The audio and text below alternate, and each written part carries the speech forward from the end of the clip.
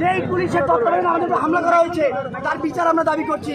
তারা কিভাবে একজন নিরস্ত্র শিক্ষার্থীর উপর এইভাবে মেয়েরা এখানে দাঁড়িয়ে আছে, তারা আহত হয়েছে। আমি নিজে সেখানে উপস্থিত ছিলাম, মাইর খেয়েছি, সবাই আমাদের শিক্ষার্থীরা সেখানে আক্রান্ত হয়েছে। আমরা এর বিচার চাই।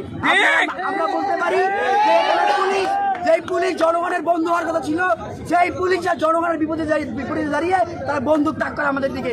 আমরা ধিক্কার জানাই।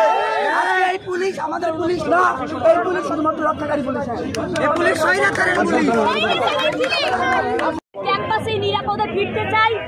আমরা এই হামলা এবং এই যে আমাদের ভাইদের মারা হয়েছে তাদের সুষ্ঠু বিচার চাই এবং আমরা একই সাথে আমাদের এই 9 দফা বাস্তবায়ন করে আমরা এর সুষ্ঠু তদন্তের দাবি জানাচ্ছি এবং পুলিশি নির্যাতন অবিলম্বে এখনই বন্ধ করার জন্য আমরা সকল দেশবাসীকে আহ্বান জানাচ্ছি।